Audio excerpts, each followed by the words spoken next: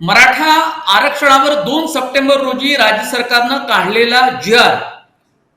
या मराठा आरक्षणाच्या संदर्भातली जी मंत्रिमंडळाची उपसमिती आहे त्याचे अध्यक्ष आणि राज्याचे मंत्री राधाकृष्ण विखे पाटील यांनी 1.5 तास काही दिवसांपूर्वी जरांगे पाटील यांच्याशी चर्चा केली.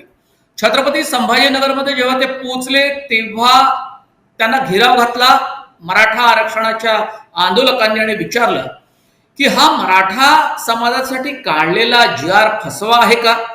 कारण अद्यापपर्यंत या 1.5 महिन्यात एकही कुणबी प्रमाणपत्र दिलं गेलं नाही.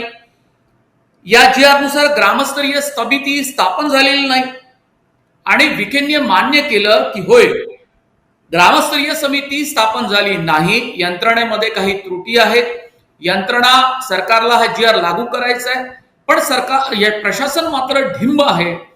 अशा पद्धतीचं स्वतःच एक दुखणं त्यांनी मराठा समाजाच्या आंदोलकांसमोर मांडलं. हा काय प्रकार आहे? सरकारवर या निमित्तानं मराठा जी.आर. लागू करण्याचा दबाव वाढतोय. दुसरीकडे महाएल्गार सभा ओबीसी समाजाची झाली आणि ते मराठा जी.आर.चा विरोध करतायत.